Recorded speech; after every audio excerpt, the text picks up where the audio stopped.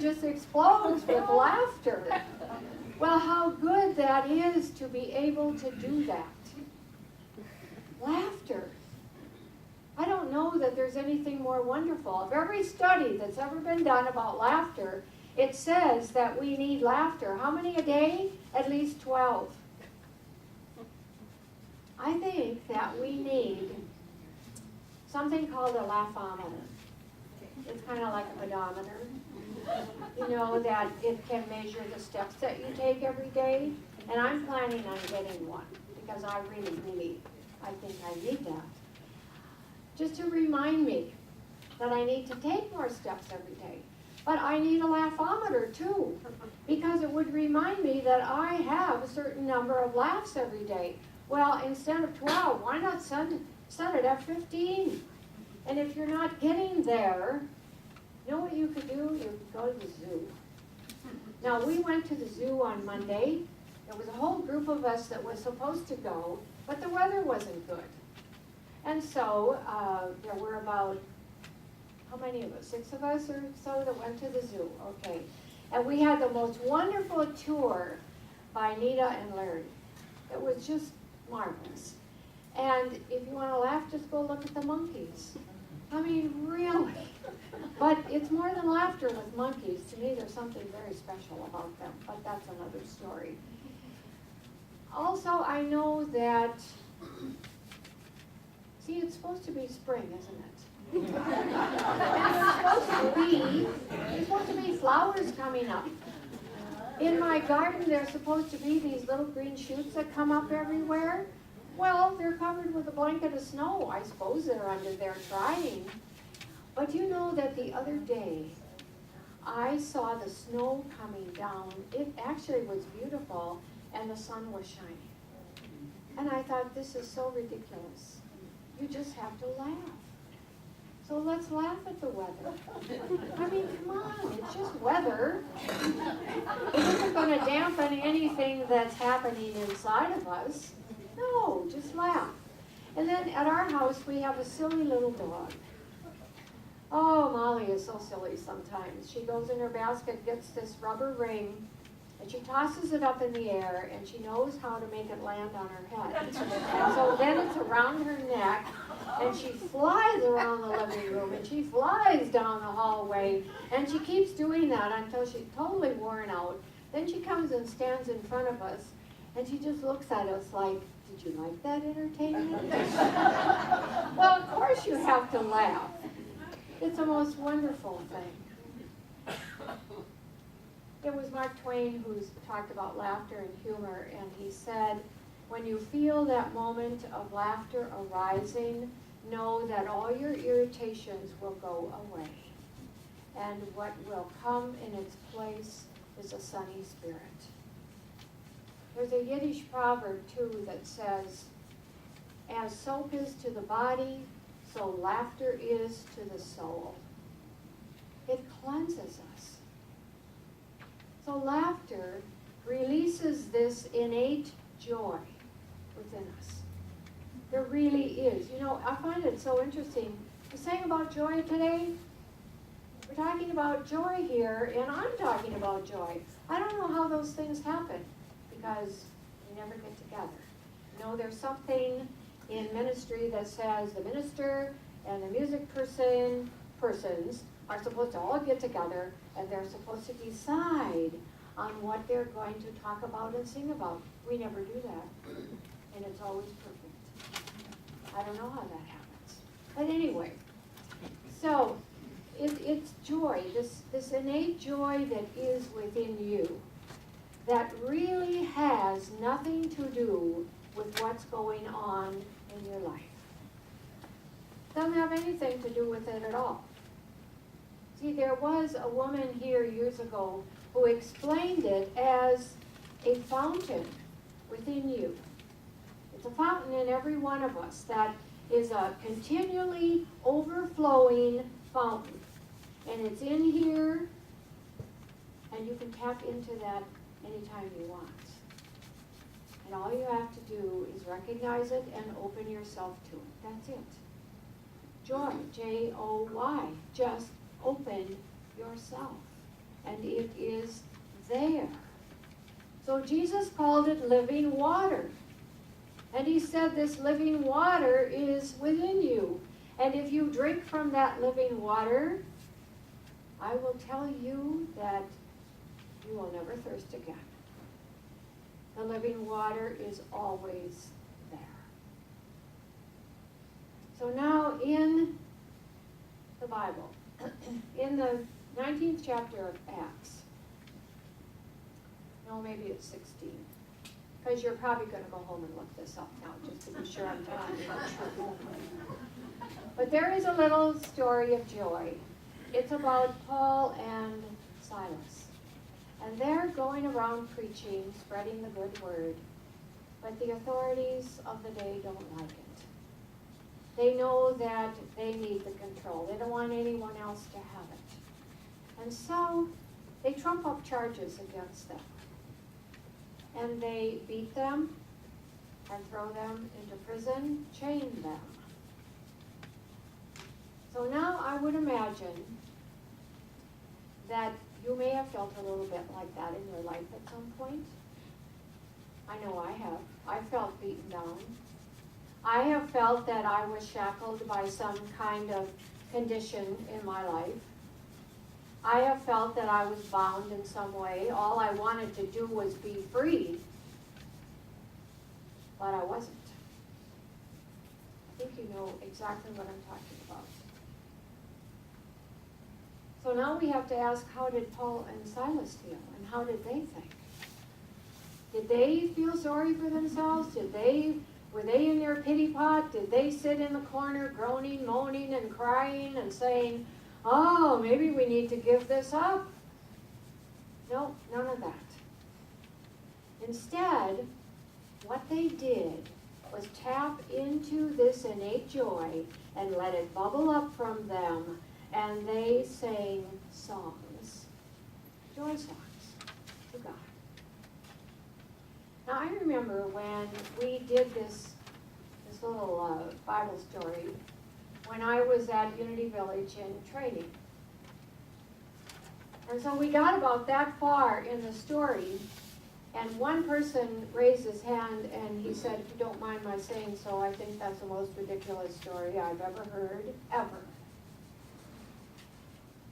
And the teacher said, his name was Frank Judici, and he said, yes, you know, that is a silly story on the surface. But we in Unity don't look at Bible stories on the surface. We look deeper. And so these two then tapped into that something that is in all of us. And they let that bubble up from them. We can all do it, you know. And it doesn't depend on circumstances. It's a big difference between joy and happy.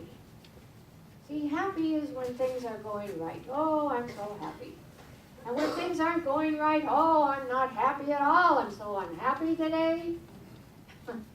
Well, maybe these two sitting in that cell, like the man said who asked or who made that comment, he said, just think of it now. These two have been beaten. They're probably bloody. They're chained. They're sitting on a cold, damp floor, and they're singing. Well, yes, they were, because they were not happy. Probably not happy at all with their circumstances, but they were joyous. What a difference.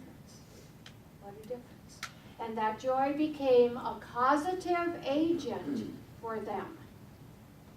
That's profound. The joy became a causative agent for them. But you see, this story really isn't about them. This story is about you and me, and how we can tap into this innate joy, and how we can let it bubble up from us. And it does not depend on weather, it doesn't depend on what's going on in our lives. There is just this quiet joy within. And so this joy has such a high vibrational level. That's what we need to know about it. That when we live from that high vibration of joy, then we are attracting into our lives things of that same high level of vibration. So yes, it's a causative agent for us too. It causes things to happen. Again, here's the knowing. What I send out comes back to me. I send out joy, I get back joy. So how does the Bible describe then what happened? How does it describe this high level vibration? It says there was an earthquake, and the very foundations of the prison were shaken. And the chains were loosened, the doors were open, and all the prisoners were free. Not just two of them, but all of them. Because they were witnesses, including the guard, to the miracle that had happened. What's the miracle? When we allow this joy to escape from us, the very foundations of our problems are shaken. And the chains that bind us are loosened, and we are set free. Not only us, but the people around us. Because you see, joy is contagious. It uplifts everybody. Now, what does joy look like?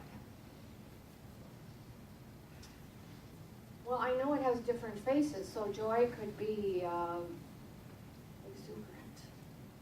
It could be passionate dancing and shouting and singing, but it could also be quiet joy.